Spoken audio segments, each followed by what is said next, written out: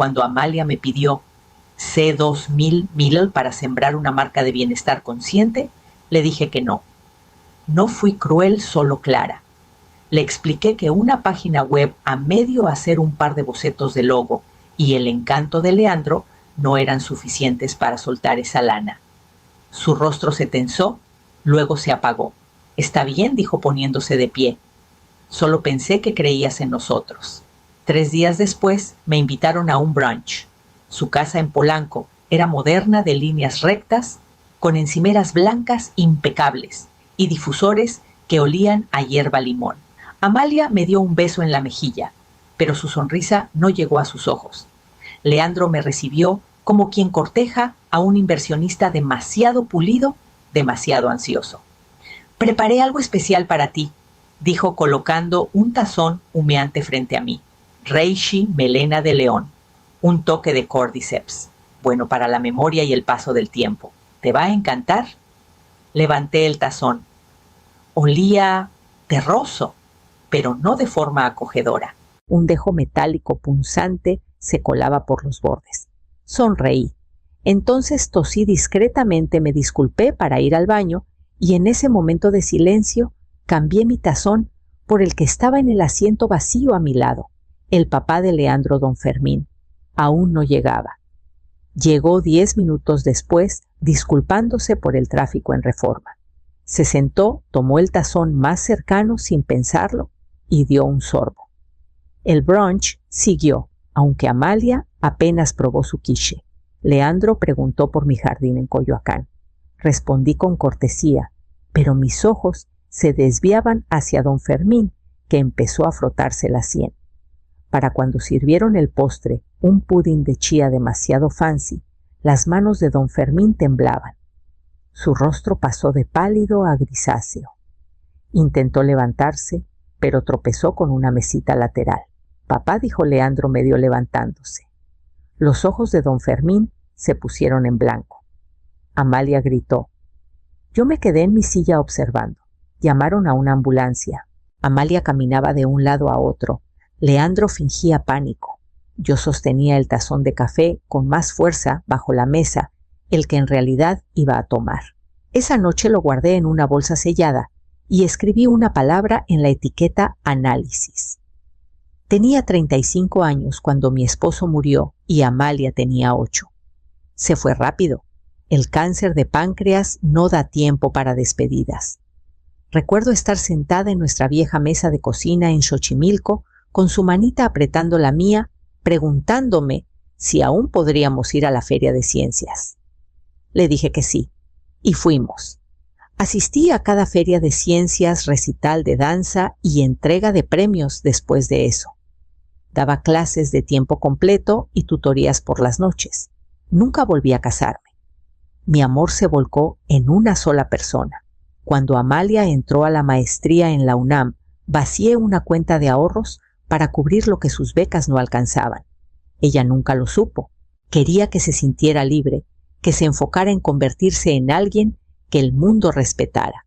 Luego vino la boda ostentosa exagerada con una planeadora que no paraba de preguntar si podía aumentar el presupuesto para las flores.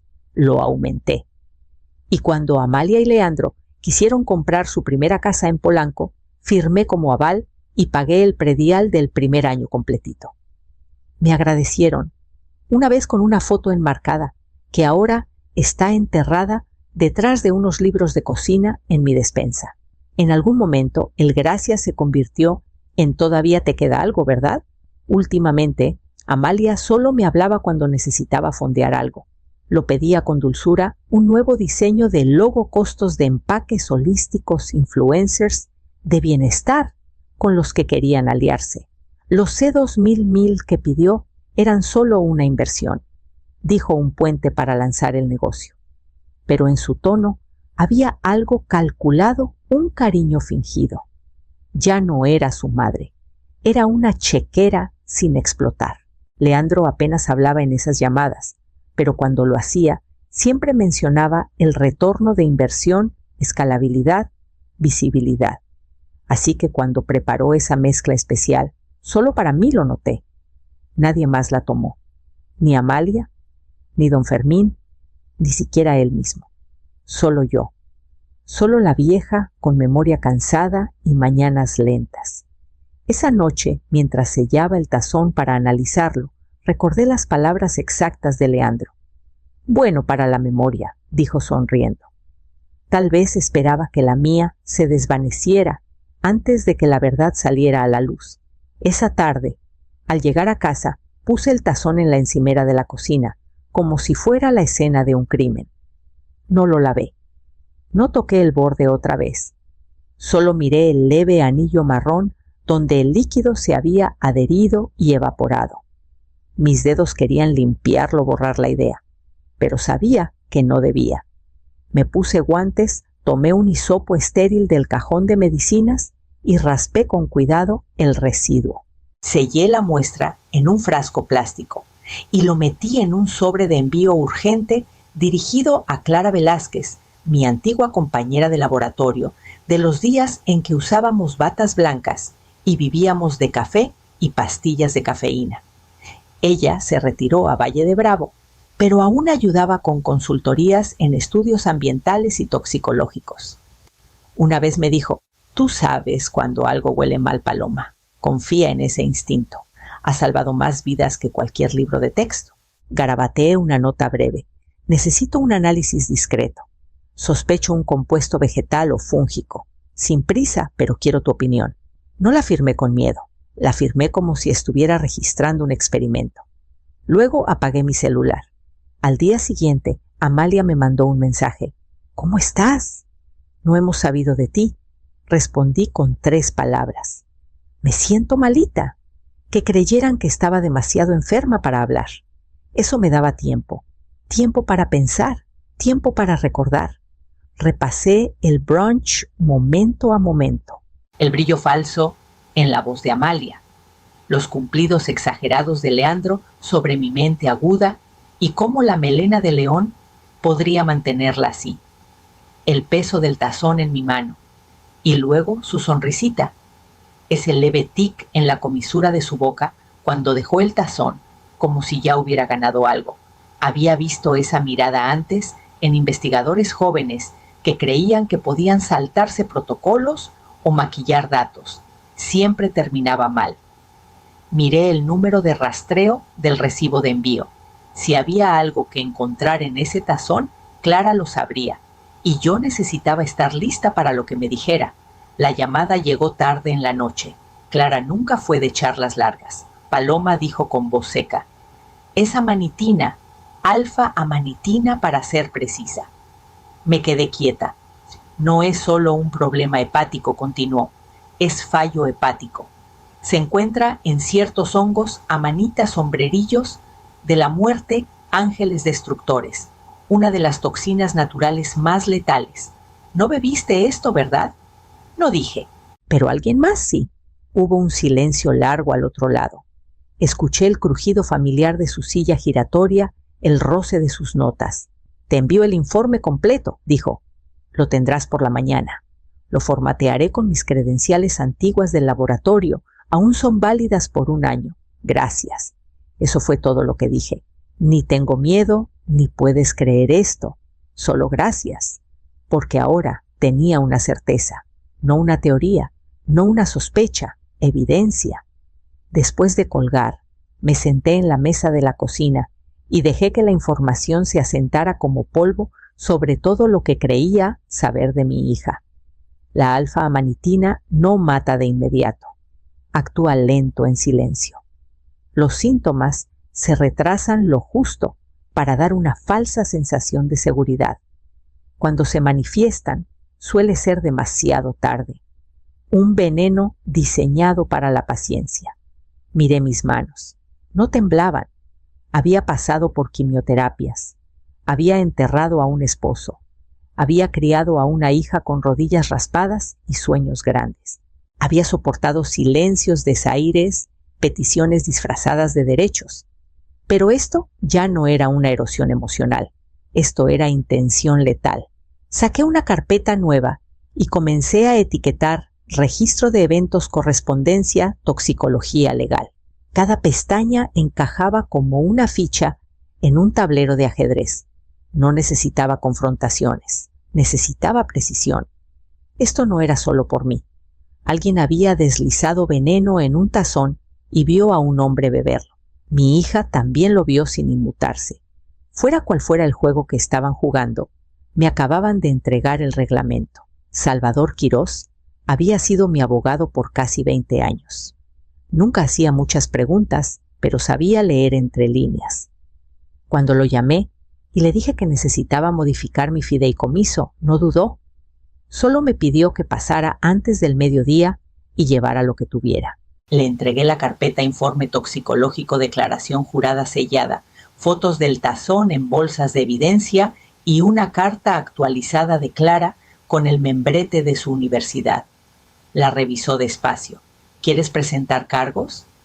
Aún no dije. Primero quiero protección. En silencio. Asintió con los labios apretados. Entonces vas a reescribir tu herencia. Sí. Amalia queda fuera como beneficiaria. Todo pasa a la Fundación Paloma Arzola para Mujeres en Ciencias. Lo finalizaremos como un fideicomiso de otorgamiento de becas. ¿Y la casa? También va al fideicomiso. Viviré ahí hasta que no pueda, sin cláusula de herencia. No parpadeó. Solo tomó notas, tecleó, imprimió y me pasó los papeles uno por uno. Firmé sin titubear. Mi firma nunca se había sentido tan serena. Salvador preparó una caja de seguridad bajo custodia doble. Adentro pusimos el informe, mi declaración firmada y un USB sellado con un video del colapso de Don Fermín, extraído del sistema de seguridad de la casa en Polanco, obtenido por el investigador de Salvador. Si algo me pasa, dije, esta caja se abre automáticamente. Sabrás qué hacer. Siempre lo sé, respondió. Afuera del juzgado, el viento levantó unas hojas secas de la banqueta. No me sentía triunfante, me sentía precisa, como si una lente por fin hubiera enfocado. No había necesidad de amenazas, ni de explicarme. La mujer que pensaban que podían manipular, desacreditar y eliminar ya estaba fuera de su alcance. Que me sonrieran ahora, que me sirvieran té y pidieran segundas oportunidades. Nunca sabrían que el testamento que asumían que existía, el que les dejaba todo, había sido destruido en silencio, reemplazado por algo que nunca tendrían en sus manos, y que en algún lugar de la ciudad, otro hombre estaba a punto de aprender el precio de un tazón envenenado. Recuerdo claramente la primera mentira. Amalia tenía 26 años recién egresada de la maestría y sostenía orgullosa una carta de la financiera de sus préstamos. Pagado por completo, sonrió agitando el papel como trofeo. Leandro estaba a su lado con el brazo en su cintura radiante de un orgullo fingido. Brindaron con sidra espumosa. Sin deudas antes de los 30, dijo ella con los ojos brillando. Lo logré. Lo que no sabía, lo que a ninguno de los dos les importó. Recordar fue que yo había liquidado el saldo 3 semanas antes en silencio. Llamé a la financiera, transferí los fondos y pedí que no enviaran notificaciones. Pensé que estaba haciendo algo generoso, algo de madre. Pensé que la estaba ayudando a respirar. Esa fue la primera vez que entendí que mi rol había pasado de ser madre a patrocinadora anónima. No paró ahí. Cada favor que di, cada cheque escrito discretamente, cada emergencia cubierta sin juzgar, se convirtió en un ladrillo en la pared invisible entre nosotras. La gratitud nunca echó raíces, solo la expectativa. Y cuando no cumplía con la siguiente expectativa, lo bastante rápido me volvía inconveniente. El cambio de Leandro fue más sutil. Cuando llegó a nuestras vidas era desarmante. Rápido con los halagos, ansioso por impresionar. Me decía doctora P como si fuera su profesora favorita. Traía tés de hierbas y jabones de lavanda para mi cumpleaños. Pero una vez firmados los papeles del matrimonio y transferido el enganche de la casa, el calor se volvió cortesía y luego se diluyó en un respeto seco. Dejó de preguntarme cómo estaba. Solo si había pensado más en su siguiente propuesta. Amalia ahora lo imitaba, su voz demasiado suave, sus elogios demasiado pulidos. Siempre has sido tan generosa, mamá. Solo no ves cuánto creemos en esto. Creer en que la fe nunca fue el problema. Era la posesión, el control. Y ahora, mientras miraba los documentos que los excluían de mi herencia, me preguntaba si algo entre nosotras había sido puro alguna vez, cuando el amor de madre se cambió por proyecciones de retorno de inversión, y cuando dejó una hija de ver a su madre como persona y empezó a ver una cartera con corazón latiendo. El jueves le escribí a Amalia: hablemos otra vez de los C2000.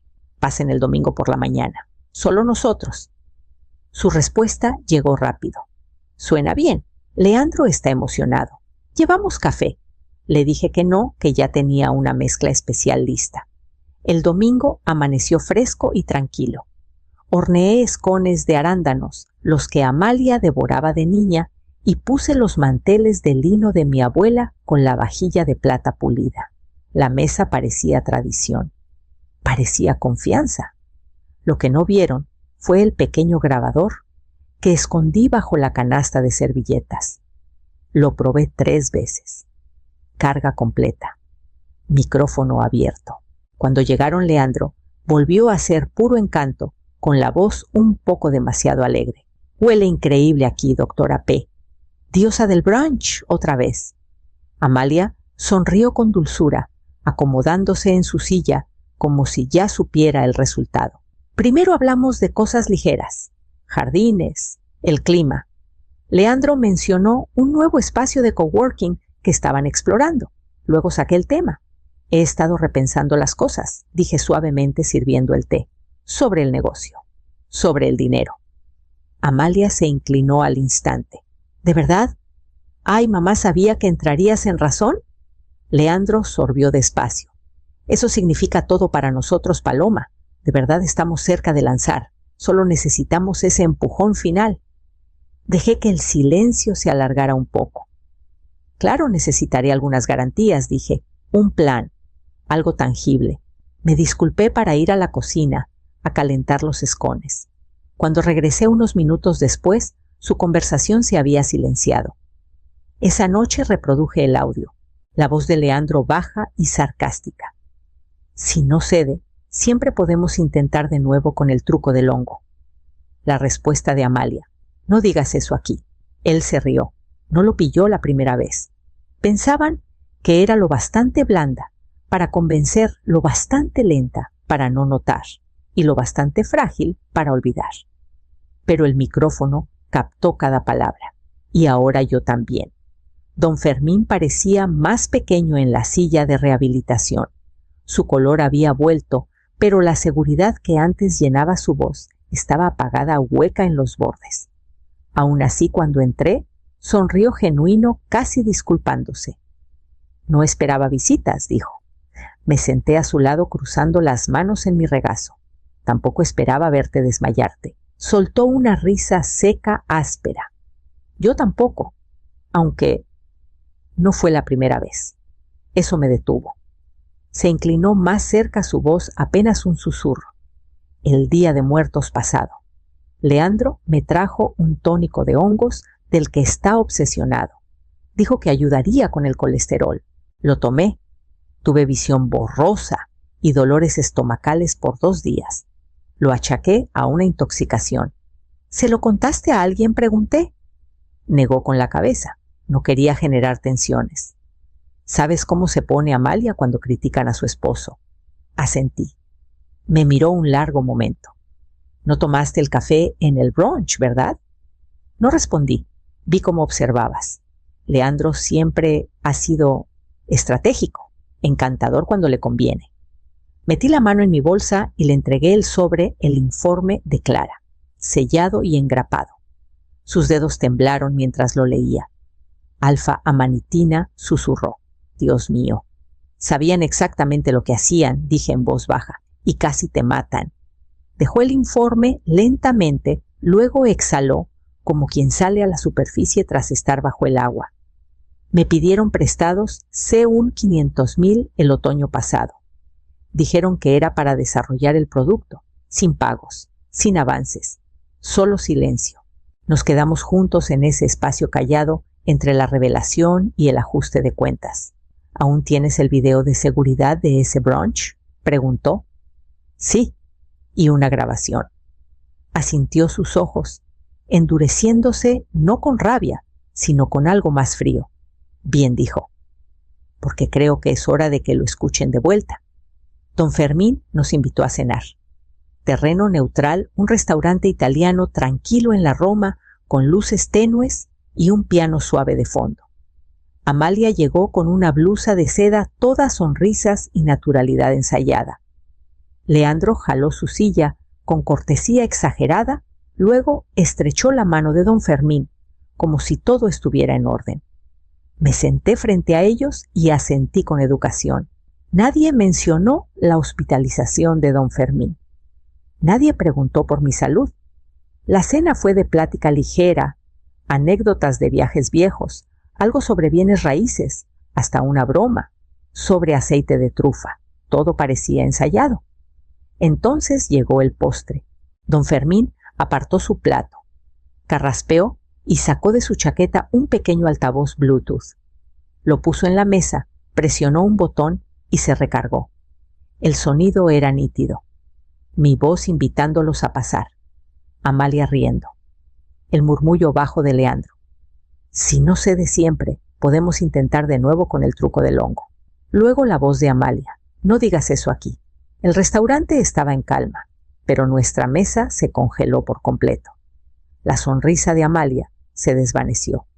Sus labios se abrieron, pero no salió sonido. Los ojos de Leandro saltaban entre nosotros, luego al altavoz. Eso comenzó. Eso fue sacado de contexto. Era una broma. Nadie bromea con amanitina, dije con calma. No quise decir. Guárdatelo, dijo don Fermín con voz firme. Ya envié el archivo a las autoridades. Leandro se tensó. ¿Qué estás diciendo? Digo que casi me matas, respondió don Fermín. Y ahora alguien más decidirá qué pasa contigo. 2 hombres de civil se acercaron a nuestra mesa discretamente. Uno se inclinó, se identificó y pidió a Leandro que lo acompañara para responder unas preguntas. La voz de Leandro subió un poco, luego bajó, mientras todo el restaurante lo veía levantarse y salir. Amalia no habló, no lloró, ni siquiera me miró. Solo se quedó ahí inmóvil como si nada hubiera pasado. Pero pasó. Y no estaba segura de qué dolía más el veneno de Leandro o el silencio de ella. Ha pasado un año. El aire se siente distinto, ahora más callado, más ligero. Algunos días me pregunto si todo fue un sueño febril, pero luego miro la carpeta en mi archivero sellada y estampada con las palabras caso cerrado. Leandro fue acusado de intento de envenenamiento, obstrucción y poner en riesgo la vida de otros. Su defensa intentó venderlo como un error con suplementos. Los informes del laboratorio, las grabaciones y el video de seguridad dijeron otra cosa. Aceptó un acuerdo. Sin cárcel, pero su carrera acabó. También su matrimonio. Amalia pidió el divorcio 6 semanas después de su arresto. No vino a mí ni a disculparse, ni a explicar, ni siquiera a pedir comprensión. Y tal vez ese silencio fue lo mejor. No hay forma de deshacer lo que permitió. Pero don Fermín me llama cada semana ahora. Hablamos de nada y a veces de todo: su recuperación, música vieja, sus intentos de jardinería. Clara me visita cada 2 meses, siempre con un té nuevo o Vichno Ujasny Vsegda Zenica. Los C2 1000 que querían los usé para crear el Fondo Arzola Velázquez para mujeres jóvenes en ciencias. Las primeras 2 becas ya se entregaron. Una beneficiaria escribió: nadie en mi familia cree que deba estudiar ingeniería. Pero alguien allá afuera sí lo cree. Eso fue suficiente. Sigo viviendo en la misma casa. Duermo en la misma habitación con el piso que cruje y que nunca arreglé.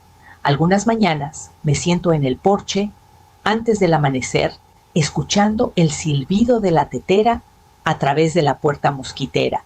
Ahora preparo mi propio té, nada sofisticado, nada exótico. solo hojas fuertes y honestas en agua hervida. Esta mañana levanto mi taza, dejo que el vapor me acaricie el rostro y hablo en voz alta, no a nadie en particular, solo a la quietud. Ellos prepararon veneno, yo preparé propósito. Y doy un sorbo lento, firme.